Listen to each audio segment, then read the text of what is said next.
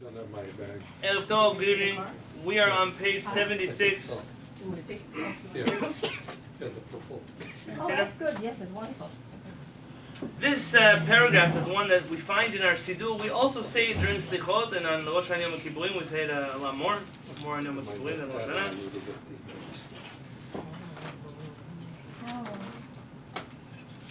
Let's read together on page 76 in your Slichot book. We haven't been saying this in the evenings in Slichot because we skip this part until Rosh Hashanah when we in our community say it in full. Tamanu miraot. That's here in the top line. We are bewildered by sufferings. Our strength is weakened by troubles. We are cast down exceedingly low. We are brought down to the dust, merciful one, such as our nature. Stubborn and rebellious are we. We cried out that we have sinned, but our heart is crooked and perverse. O Most High, your compassion is forever. Forgiveness is with you. I will tell you every time I read Tefillot in English, I feel like I'm in a Catholic church. Repent of the evil. Incline towards loving kindness. And I always say, I promise it doesn't say that in Hebrew. But I don't know how to say it in English. Do not conceal yourself at times like these, for we are greatly troubled. Let it be known to all that your goodness and loving kindness are with us. Seal the mouth of our adversary so that he cannot accuse us. Rebuke him so that he will be silent. And let a defender arise to plead our righteousness and declare our uprightness. Your ways, merciful and gracious one, you revealed to Moshe, your faithful one. When he requested of you, you made known to him your faithfulness. That's when we respond. This is one of the lead-up prayers into that chant that we chant here together before the Yud Gimel Midot. We are bewildered by our sufferings, and our strength is weakened by our troubles. I can remind you again that Chachmei Sfarad always look at the matter of Teshuvah as something not just individual, but also communal. There's an element here we are responsible for each other. Whereas many communities would like to focus this time on a selfish Teshuvah, of it's all about me, it's all about fixing myself, it's all about what I need to do in front of HaKadosh Baruch Hu. Our Chachamim saw Teshuvah as something, there's a whole Jewish community that you're obligated to help. There's a whole world that you need to fix. And therefore, you don't look at other people that are lacking, rather you figure out what you can do to fill in the blank, the void that they're leaving. But I didn't get to say, Rabbi Yosef is here visiting with us from New York. Teaching Torah in front of Rabbi Yosef is complicated because it's very hard to find something that I could say that he doesn't know. But Baruch Hashem, this is for the camera because afterwards it's going to be on Shabbat. But only what I can say here. So just it's an honor to have him here. It's a good to have him with us. Because all the time you're going to be hearing from him on Shabbat as well. This is his anava that he's sitting in my class. So Chachamei Sfard are looking at Teshuvah. Really, the bottom line of Teshuvah is Ahavat Yisrael, uniting the Jewish people. Everyone should be helping out each other. If we're all trying to do a task, we're all trying to do a job, and you see that some people can't do it, so what do? You just work a little bit harder. You don't start screaming at the person who can't do it. That's not going to help. It doesn't fix the situation. And so much of the Teshuvah process in the eyes of modern Jewry is all about focusing on the people who are not doing Teshuvah well enough. Instead of focusing on, well, you're the one who knows how to do Teshuvah, you're what they call in today's society privileged. You may not think of it in that term, but you're the one who knows Torah mitzvot. You're the one who knows how to do Teshuvah. So if you're so good at doing Teshuvah, so do it. Do it for Am Yisrael and keep them in mind. The Chacham that we're going to study with right now is Chacham David Papo. Where do you remember that last name from? Actually, I made it up. I skipped the slide. I always skip the slide. Wait. This slide. This is first from the Maram. There's a famous story. כשחלה רבי אליעזר, when Rabbi Eliezer got sick, נכנסו רבי עקיבא וחבריו לבקרו. This is a translation from the Aramaic of the Gemara. Rabbi Akiva and his friends came to visit Rabbi Eliezer when he was sick. נכנסו, they came inside, וישבו לפניו מרחוק 400. They sat inside, in front of him, but away, a few steps away. Why did they come to sit in front of him? They wanted to visit him. He wasn't feeling well, they wanted to visit him. אמר להם, he said, למה באתם? Why did you come? אמרו לו ללמוד תורה בנו. We came to study Torah. Is that why they came? No. Rather, they didn't want him to feel like, he was some miskin that needed a visit. So they said, we came to study Torah from you. אמר להם, so he answers them, ועד עכשיו, למה לא באתם? This is a good Sephardic rabbi. My mother would say the same thing. Why haven't you come until now? It's not, now I'm here. What do you ask? How come you haven't called until now? That's what they always ask, so it makes me never want to call you again, right? But that's what it is. Why didn't you come until now? Amulo, they said, we didn't have time. Amar them, he tells them something very difficult to show. It's a very difficult teaching, and how you make sense of this is not for tonight's class.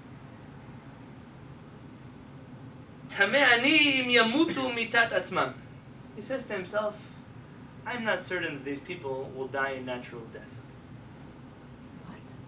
Meaning, something that they did wrong is going to cause them to die an unnatural death.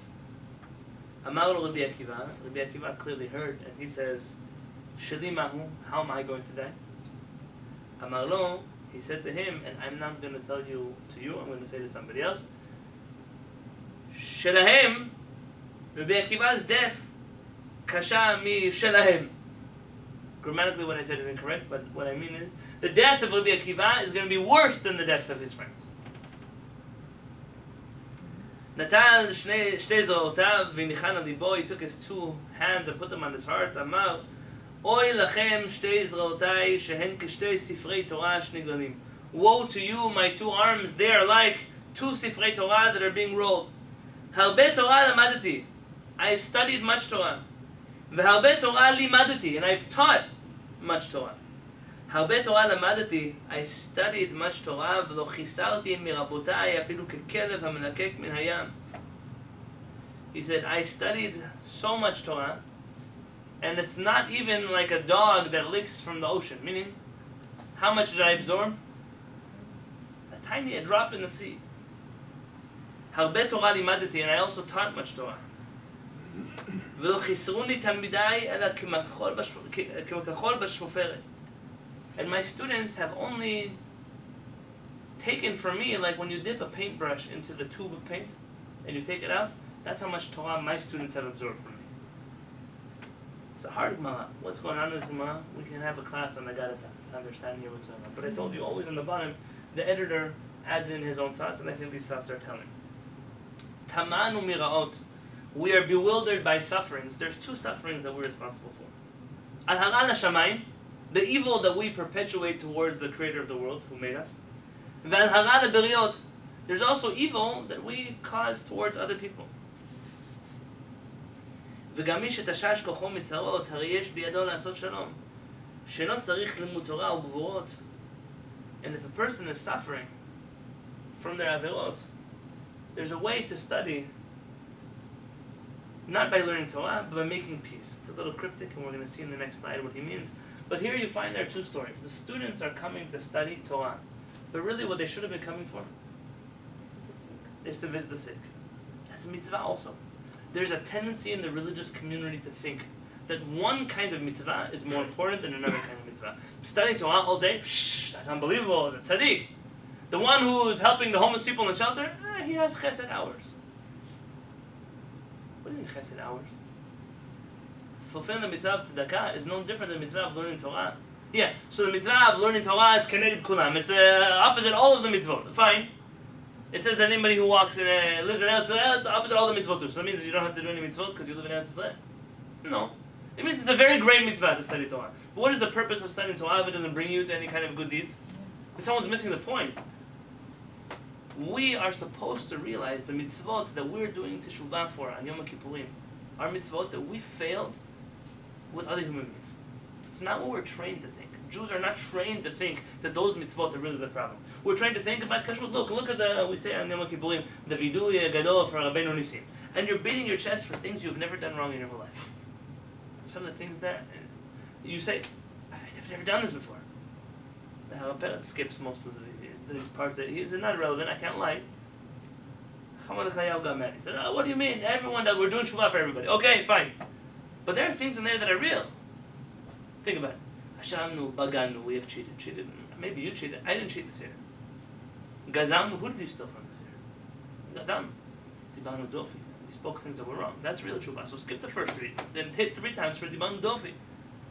Havinu, Yoshanu, Hamasnu. What is Hamas? What is Hamas? Hamas is a type of stealing. How do you do Hamas? No, don't think Israel rockets. Think Hamas. How do you do Hamas?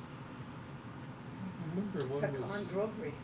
It's like so armed robbery would be more like a gezel or listim. It's close. Hamas is I close. think one was like stealing, like if was someone knowing, the other one was like stealing in secret. Gezeling and Neva, you're close. It's a type of gezel. Let me explain. Let's say Yitzchak, you have a watch?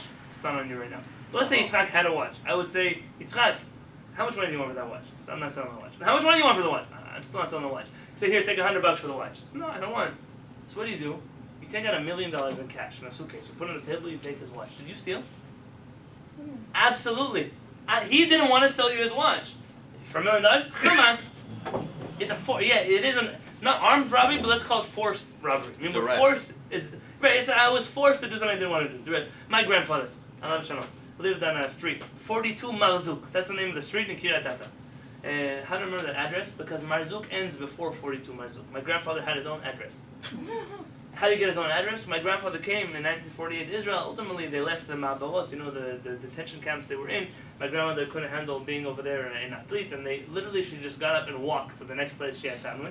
And they bought a piece of property, which was a piece of land, and they ended up building a house out of, what's the material? Asbestos. An asbestos house. All my dad's family raised in an asbestos house. Okay, asbestos not, most of them are still around, Baruch Hashem.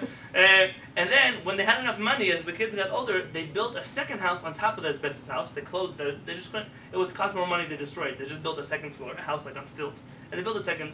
The half of my grandfather's yard was for his house. Half of it, he gave a quarter to the Beit Knesset. He had a Beit Knesset on his land, still in operation. And a quarter of it, he grew all the Shiviti, the 7 species indigenous to the land of Israel. He grew there. I remember as a kid, pomegranates, grapes, everything. It's work, but he wanted to work the land, even though he had a regular job. What am I telling you about this?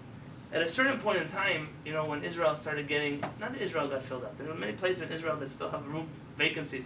But there were city centers, and they wanted to build more. There were more immigrants coming, especially in the wave of the Russian immigrants that came to Israel. And the municipality of Kehillat came and started buying out the people's properties to build apartment buildings. And so they bought my grandfather's neighbor on the right, and my grandfather's neighbor on the left, and then they came to him, my grandfather doesn't want to sell. At a certain point, they told him he needs to sell. So he doesn't want to sell. You have to sell. He told the city he doesn't want to sell. So he said, fine. So we're not going to pave your street. Until the day my grandfather died. Imagine you're 42 Marzuk, so 41 Marzuk had a street up until there, and that's where the street ended, and there was not a legal address, and simply your mail, you got it in a post box, and because that's the way a socialist country works. You don't want to get out of the way? We'll take you out of the way. Yeah, but this is the Israel and China, in Russia. It's this, that's the way it works. Why am I telling you about him? I was telling you. Hamas. Yeah, that's Hamas. Even if they paid him money for it and he didn't want to give you his land. That forced people, that's also forbidden. If somebody doesn't want to make a sale, you can't force them to make a sale. Now, it could be, if my memory serves me correctly, that what I gave example, I gave you $1 million. It could be at a certain point there's some kind of transfer of the crime that happens. If I remember, I don't remember. So, let's go to our next slide. Because now that we've spoken about that, come to Cham David Papo. Now he's clearly from the family of Eliezer Papo. I just don't know where in the family tree he falls out. Cham David Papo was born in Kushta. Where's Kushta? It's Istanbul of today. In 1848. He, at the age of 7, made Aliyah with his parents to Israel, where they lived in Yerushalayim, and they were involved in business. Cham David Papo, he studied from Cham Yitzchak Ashkenazi, Rabbi Yaakov Meir. You know who Rabbi Yaakov Meir is? The rabbi of Rav Uziel. Yeah, so he studied by him. He became a rabbi in Yerushalayim. At a certain point in time, he traveled to Tripoli. Where's Tripoli? In Libya. Very good, to become a rabbi, with the chief rabbi of Tripoli. And then he went again to Turkey and traveled in a few different countries. He also was the chief rabbi of Baghdad in 1903. And then he came back to Yerushalayim. Over there he was a rabbi in Yerushalayim, as well as the general manager of the Misgav Ladach hospital. If you know a little bit of the history of Israel, and the street that you go down to the Kotel, the stairs, that street before is called Rehov Misgav Ladach. That's where you will spend some time now. Misgav Ladach, there used to be the old Jewish hospital there. And he was the manager also of the hospital. So he was a Chacham that worked and also studied Torah and was the chief rabbi. He passed away in 1927 and left behind a number of books. This is from one of his books where he recorded his drashot. Many Chachmei Sfarad, many of them wrote books. Many of them also, their books or a large number of their books, consisted of the speeches they gave on Shabbat that they wrote and put together as books on the Chumash. If you think about it, if you would write down every Dvar Torah you ever shared at your Shabbat table, you'd also be publishing books. We don't do it. It's a lost Torah. It's almost like, every time I speak, Motzei Shabbat, I should write it down. I don't have time. Motzei Shabbat runs the Sunday, Sunday runs the Monday, and then it's years worth of Torah that we could have had published. But it's not. It's Chava. These Chachamim were smarter than that. So he teaches, Melamed she'afilu hu ra l'shamayim, even if a person is bad to HaKadosh Baruch Hu, eino ne'anash ba'olam hazeh kevan she'lo ra l'beriot. A person is not punished in this world. To all the Jewish pastors out there should listen carefully. The person is not punished in this world for avirot that they didn't do in this world. Meaning, if one does avirot to HaKadosh Baruch Hu, that's for the next world to deal with. In this world, a person who's good to other people, in this world, receives their sachar, or they don't receive their consequences. Let's read. Somebody who wants to live peacefully in this world, should be careful about two things. The first one, they should never hurt anybody. You should never hurt a person, not in their body and not in their money. Meaning, don't hurt people. It's not such a complicated thing. This week, somebody crashed my car. I think it was last week. I parked it on the street. I thought they knocked on my mirror. Really, they crashed the back of my car. I didn't notice. I only came to check the mirror. I put the car on the street because I was trying to sell it, and I didn't want to visit my driveway, put some pictures, whatever it was. Baruch Hashem, it's only a car. Yes? But there's somebody who drove by, who did damage, and just left. Not a note. We don't have insurance. Not a big deal. I just need to be able to. You're in a world where people do bad things to other people all the time, and you ask, for what? For what did you have to do that? For what purpose? You got your high of hurting somebody else. There's kids every day. Every day, kids are committing suicide for being bullied in school. When do we do tshuva for bullying? Bullying. In our community is not a problem. That's right. In our community is not a problem because in our communities, the rabbis are the bullies. They're the ones who cause other people to commit suicide. I have a number of shiurim on the internet and articles that I wrote about rabbinic bullying in the Jewish community. When do we do teshuvah for using unacceptable approaches of coercion to force people to listen to us? You have to do two things. Don't hurt other people, not their bodies and not their money. Just leave them their property. In this case, even if you're not a tzaddik when it comes to mitzvot of Shabbat and kashrut and mezuzah and tefillin, between us and the Creator, you will not get punished in this world. And if you merit, then you do teshuvah, so also in the next world, you also will not receive any consequences.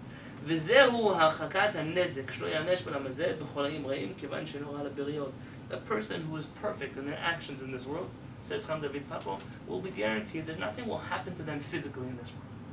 Their spiritual accountability with the Creator of the world. But their physical life, in this world, you have an obligation towards this world. Your obligations that are to the Creator are in the next world. Now, that doesn't mean that just because you're a good person, you don't have to keep mitzvot. There's always the flip side here. We're not trying to shift focus from one side to the other side. Rather, we're trying to create balance. You see, the focus has already been shifted. The focus has been that kashrut and Shabbat and tefillin makes you a religious Jew. But if you curse at people and steal and cheat on your taxes and you're a racist, then you're a tzaddik. That's all. That none of those things are required to be Jewish. But not speaking Lashon Hara, that's a stringency. We don't hold by that stringency. Just like we don't hold by hold. I don't know word. I don't hold of that. Must be a bad translation from the Yiddish. I don't know. But if you actually want to do good, so now you're trying to distance yourself from damage. So be good to people. And you want to also accomplish good. That good should happen to you in this world. You have to be careful in all the mitzvot. Like respecting your parents, doing kindness to others, learning Torah, hava'at shalom, bringing peace. We said this in the morning prayers, that when you do these mitzvot, you receive the fruits of them in this world. Let's say a person can't do these mitzvot. God forbid a person doesn't have parents, so they don't have who to respect. Every person eventually becomes a yatom. At a certain point, people, when we were younger, today I was sitting with some elderly people, senior citizens, very senior citizens. They're talking about this and about that and about health and about when they were in high school and they're vaping and they're this and they're that. And I was thinking to myself, Everyone, I don't know, vaping, it's like, Yeah. How So- old are they? No, these people are not vaping. They're Oh. talking about like they're the I young see. people, you know? They're today struggling with health problems. They're trying to be on top of things. And they're looking at these young kids that are ruining their health. And there's a famous sentence, you know, that youth is wasted on the young. Yeah. Sometimes there's a certain age which like you get it. Now you know what you need to be doing in life, but all of a sudden there are natural things that hold you back from accomplishing that which you should have been able to accomplish before. It's a scary thing. So there's a person, when they were younger, they were rebellious to their parents. Now when they're ready to finally respect their parents, unfortunately, their parents are not around anymore. There are people, but there are very few people that I've ever been involved with that when their parents passed away, they didn't care. I know people like that. I've had to do Shiva and those things for people who didn't want to mourn their parents. And unfortunately, there's a world that has a lot of hurt inside of it, a lot of broken feelings there. But for the most part, everybody regrets at a certain point. So why not do Teshuvah now? But let's say a person can't. They're already at home. Now he wants to study Torah. You want to study Torah, you can't. You don't know how to study Torah. You want to give tzedakah, but you don't have money to do tzedakah with. I would love to give you tzedakah. If I had, I would give you, but I don't have. Once here in San Diego, it was a hard month. And someone came to collect in my house. I'm doing a wedding. Blah, blah, blah, blah. And I looked at the guy and I said, let me be honest with you. I probably should be collecting from you. So please leave me alone.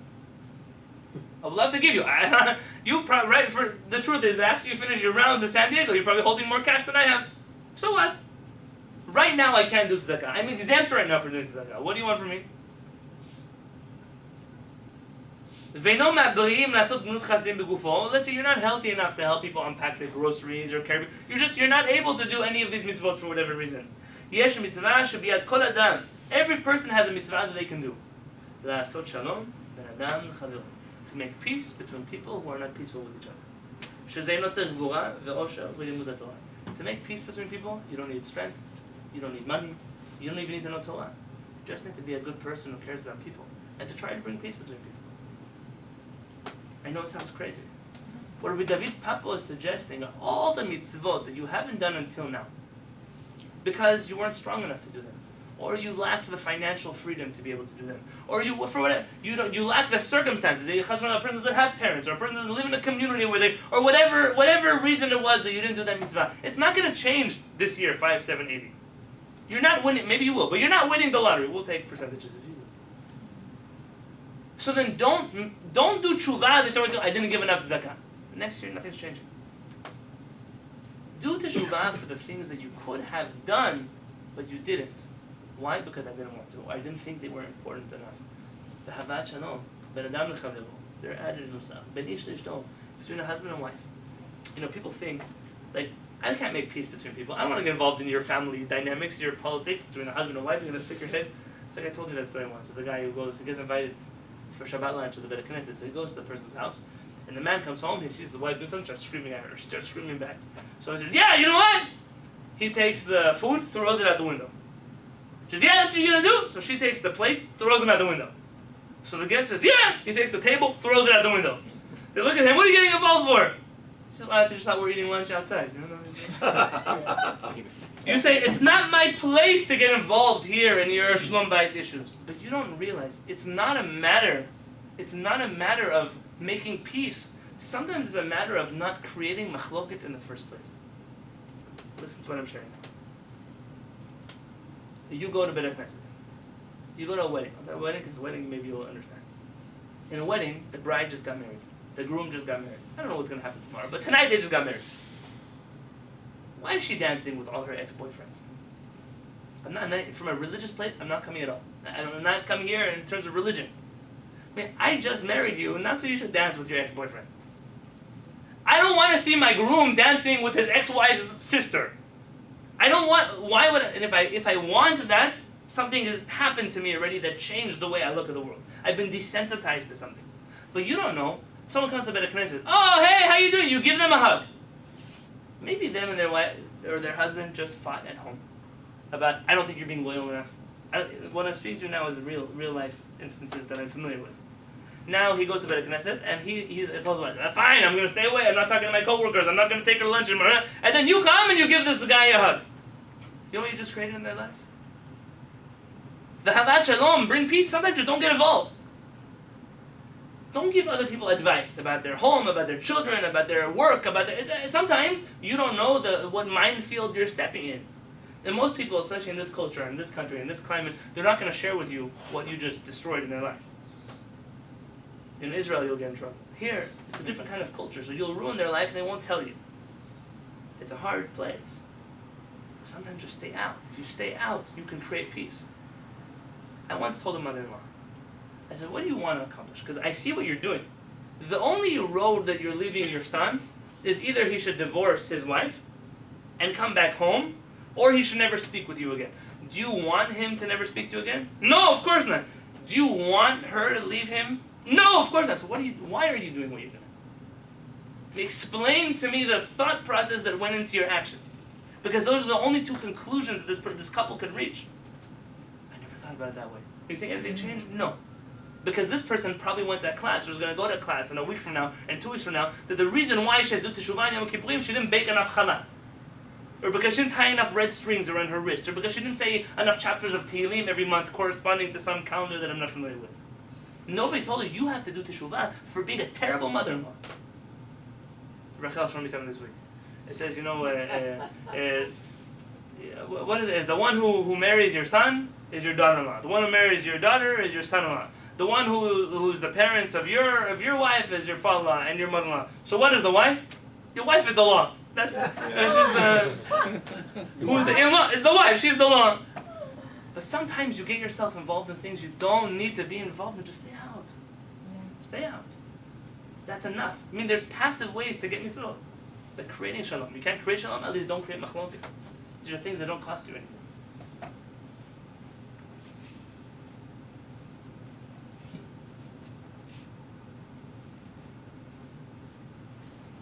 Shachnu ad me'od, shafalnu ad afar. We are cast down exceedingly low. We are brought down to our dust.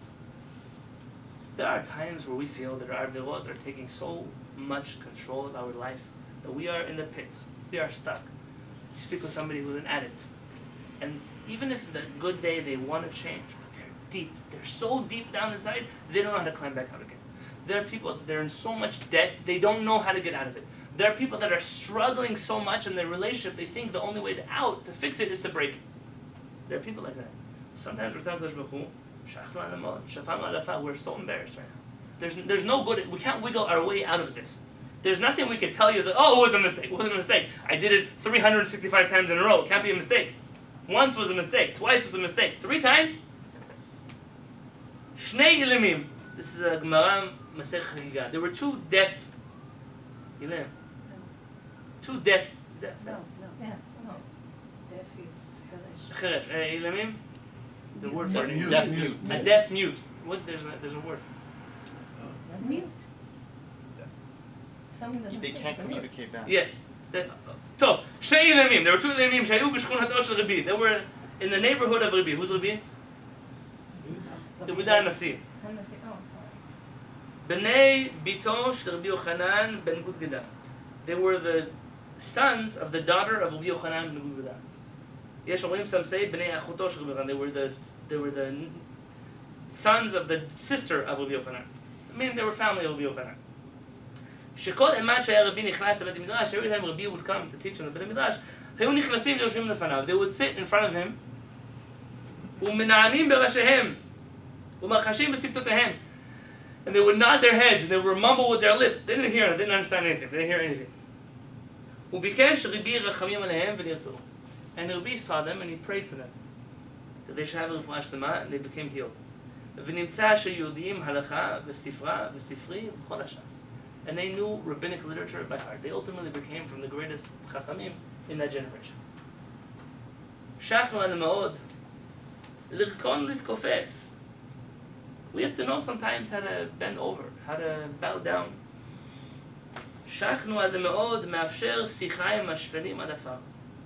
Sometimes we spend our whole life so high, so lofty, so arrogant, that we never stop for a moment to have conversation with those people that deserve our conversation. Shalom aleichem. We never have an opportunity to say, hey, I'm not so mighty and high. I can speak to a regular human being. המסיח אילמים והמפענח נעלמים. ובזה יקנה מידת האחדות. Do you want to aspire to Jewish unity? The first step to Jewish unity is getting rid of Jewish arrogance, Jewish conceit. I'm so great. I'm so smart. I'm such a chacham. I'm so religious. I'm so rich. I'm so famous. I'm so whatever it is. I'm so. Stop. That's what Elul is for. Shachnu ad le'ma'od. Come in front of HaKadosh Baruch Hu without pretending who you are. There's some by the Knesset where you buy your seats. It's like a movie theater. You pay here, you want to sit in the gallery, you want to sit in the row, you want to sit where the rabbi can't see you, you want to sit wherever you, and it's a status. Who's sitting on the Mizrach wall, where does the president sit, where does his family sit, where does his wife sit, it's all a show. Yom Kippurim, you're coming with a show. There's an Ashkenazi custom not to wear any flashy colors on Rosh Yom Kippurim. Yeah, but more than that, you want to wear colors. Don't wear anything so. You don't want to stick out on Yom Adin. You're not special on Yom Adin. Now be like everybody else. Stand in line and make sure you pass by the judge. You don't need to stick out. There are some people that dafka on Yom Adin, they have to stick out. Go to some temples with the valet parking and the cars. I don't drive this car every day. I only drive this car because of Yom Kippur. This fur coat doesn't make a difference. Yom Kippurim fell out this year in August. This fur coat, I'm going to wear it in 95 degrees because I have to show you that I have a fur coat. That's what you're doing Yom Kippurim. You're going to come with the talit, with the gold strap. What are you coming here to show? Today we're all equals. Today we're all standing kivnei maron like sheep standing in front of HaKadosh Baruch Hu. But in order to aspire for Achdut, you have to get off your high tree. You have to be a regular person. Accept the fact that you are a regular person. And the last slide that I'll do for tonight before we call it evening. And the Kobi will continue this on Selet Yemei Teshuvah because we definitely have many more slides. Cham Baruch Asebag. Sabag, Sebag, Sibag, all the same name. It's the same last name.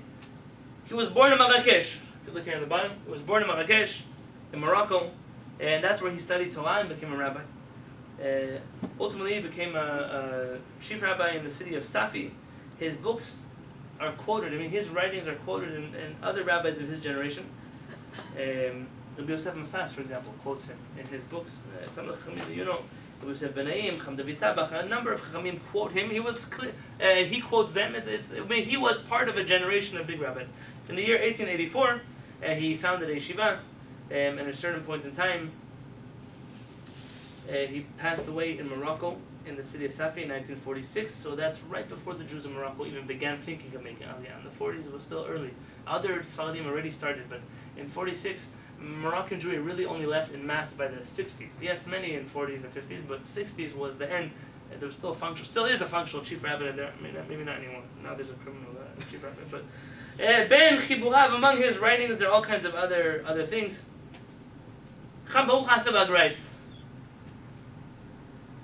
that there are ways to break your yetzer, not to hate your friend and to live with your friend b'achadut. Gdola ma'alat ha'achadut. The character trait of unity is very great. Even if you are a Jewish criminal, your Shabbat is not a thing, Kashrut is not a thing, Tefillin is not a thing. En medakdekin imo. Listen carefully. Somebody who is b'achdut, HaKadosh Baruch Hu is not particular in judgment with it. How does a person merit to reach this place? That a person should be humble to the point where I'm nothing special, I'm nobody great.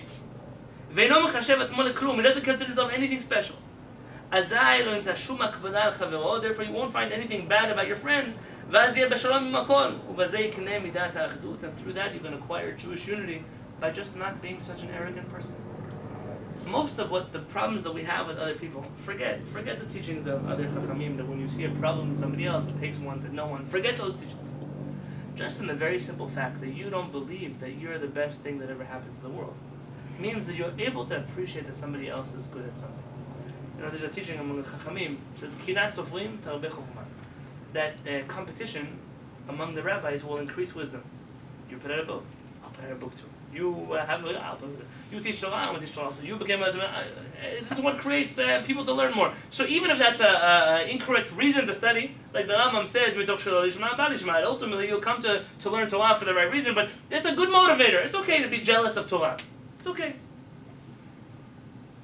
I once heard from Rav Peretz that Rabbi Nachman of Breslov disagrees. I don't know where he says it, but he said that Rabbi Nachman of Breslov disagreed because nobody today knows how to have healthy competition.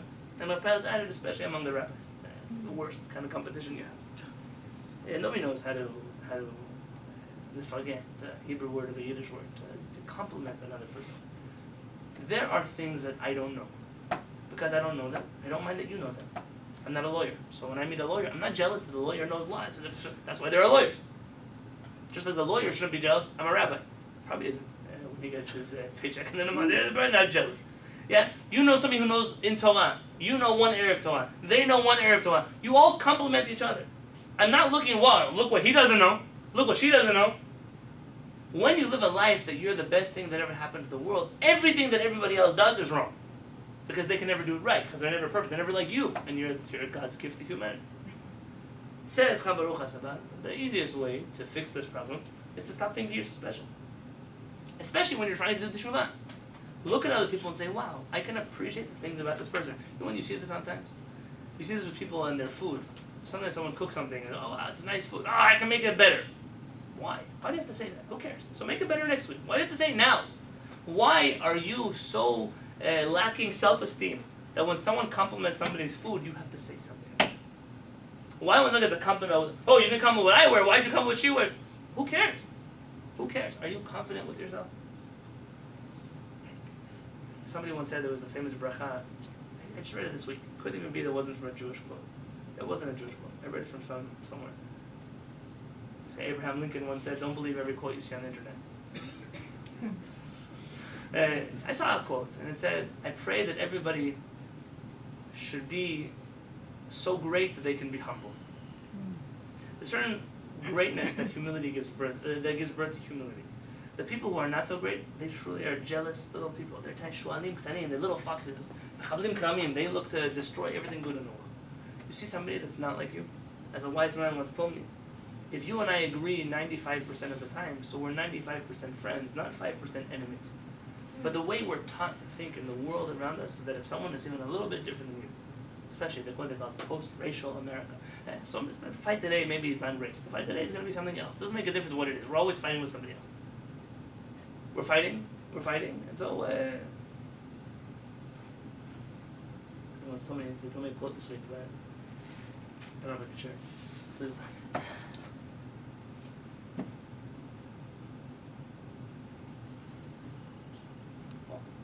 he said about a certain group of Hasidim.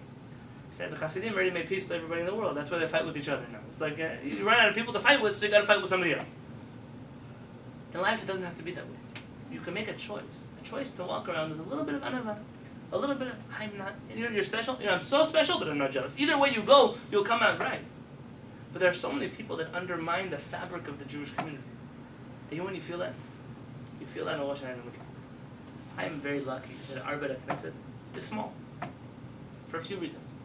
Not all of them are lucky, but the ones that are lucky, I'll share with you. It would be great to have a 300-member family whenever we have to fundraise. Oh, we have a wonderful experience, but we don't. That's not we have not that luck, other luck. Everyone who prays in the Beit Knesset knows everybody else, which is an incredible feeling. You might not know that, but if you go to Beit Knesset where there are people you don't know, even people you see every week, but you're not really close to them, when you pray together, it's not the same experience. It's not just people you know, it's people that you've studied with the whole year, people you've exchanged ideas with the whole year, people you've eaten with the whole year. There's a man who I studied Torah with, and one day he'll meet me. And he said, we're not really friends until we break bread together. I said, it's correct. There's something about that dibuk chaverim, that clinging to friends. When we come here on Yom Kippurim, and I stand in front of the teva, and I start praying, the truth is that I'm standing here, just like you, trying to do teshuvah for myself. And I'm looking, so what am I supposed to do? You guys look at me. I don't know, I'm still trying to do teshuvah too. Yesterday, my mother-in-law called my wife, and my wife said, what are you up to? My wife said, I'm doing teshuvah. So my mother-in-law said, well, can you teach me how? Because I'm still trying to figure out how to do teshuvah. I'm also still trying to figure out how to do teshuvah. I'm standing there, what do I do? What I know, though, is that at this point in time, we all have to do teshuvah together. There's no way that one of us can do teshuvah alone. And that feeling of we're out to go to war together. And it's a 25-hour war. It's a hard war. There's a lot of tefillah. There's a lot of singing. There's a lot of ups and downs in that day. There's physical strength that comes and goes. There's emotional strength that comes and goes. There's spiritual strength that comes and goes. But at that moment, when we start singing, we're all together, and we know there's only a few minutes left of this fast. There's a certain feeling in the room that if you would be like any other Beit Knesset and you plugged in 150 guests that don't show up to the Beit Knesset the whole year, we would never have that feeling. We would never have that closeness. And part of what I feel in the room at that time is that everybody's the same. Those who have more money, and those who have less money, and those who study more and study less, and observe more and observe less. We all come together as a unit, as a klal. We're all here with each other. At the end of the day, we're all fasting together. We're all praying together, and we're going to walk out of this successful together. Shana Tova U'Tukan. We're praying that we should have a happy and sweet New Year. Who? Not just for me, for you, for your family, for everybody else. That feeling of achdut is a goal the whole Jewish people have to strive for the whole year. We have to stop focusing, if I could summarize. We have to stop focusing on doing teshuvah for the wrong things. There are things you don't have to worry about doing teshuvah for. You bring shalom to the world, you're doing a tremendous amount of mitzvah. You're doing good with other people, you're clinging to other people, people love you. You cannot receive consequence in this world for things that you didn't do wrong in this world. There's another world for that. And like I said, it doesn't mean you shift your focus. But it means you have to balance things. I might suggest at the end, Harav Kook once said a line that you also have to learn how to do vidui for the things that you do right. And I know that sounds like some new age Jewish concept, because it is, Rav Kook is not so long ago. But the idea is a true one. A lot of what we read, and those who are a little more familiar with Hebrew, will be aware that I didn't translate everything entirely the way it was written. Very simple. Ramban, Rabbi Moshe ben Nachman, has a famous letter, which he says, listen to your father and mother, don't be angry, don't be arrogant. And then halfway through the letter, things have a turn, a twist of feelings. Never look at other people in their eyes. Always look down at the floor. Be bent over, and the whole world should be a burden to you. You should never feel like you could speak quietly so people can't hear you. It's everything your mother told you not to do. And I once asked Harapes, what's the deal with the Yad Ramban? He said, read the first half, don't read the second half. I said, he wrote it for somebody. I said, yeah. Ramban wrote this letter for people who were very healthy. Meaning, they had an overdose of confidence. They had an overdose of arrogance. They had an overdose of self-worth. And yet to tell them, hey, Chaveh, you need to go, like the Rambam says, when you need to balance out an extreme, you go to the other extreme. Today, though, you're dealing, and the hope was, when you go to that extreme, you'll bounce back and be somewhere normal. He says, but in today's world, you're dealing with a world that everybody's depressed. Everybody's about to jump off a bridge. Everybody's struggling with something. Everybody's hurting. Now you're going to tell them, and look at the shoes, and never talk to people, and mumble under your breath, and think that you're good for nothing. There's sentences in Tefillah of Rosh Hashanah Kippurim. Hashem, it was better when the world didn't create me. Now that you created me, it's even worse. Why? You have to realize, I also have to be proud of what I do have. And a lot of the terminology that we're using when we discuss Tshuva, it has to include Klal Yisrael. Klal Yisrael, there are a lot of Jews that are on one side of you, and a lot of Jews on the other side of you. And your focus is not to say, oh, look at those people who are so good, and those people are so bad. The focus is, where's my goal? My goal is, Teshuvah cannot happen alone. I will do it with everybody. Derosh Selichah. Selichah is a conversation. Shefoch Sicha. Pour out my soul. That was last week. And this week, you can't do it alone. They can't do it without you. You can't do it without them. And B'ezrat Hashem together, I'm certain that we'll have a successful Rosh Hashanah, Yom Kippurim, Saran Sukkot. We can fulfill the biblical commandment of Usmachtem Lifnei Adonai Elohechem Shivat Yamim, that we can merit to rejoice in front of Hashem, our Creator, for 7 days, not 8 days, for 7 days in the Beit Mikdash, in Yerushalayim, Kodesh, with the Beit Mikdash that we build with our own 2 hands.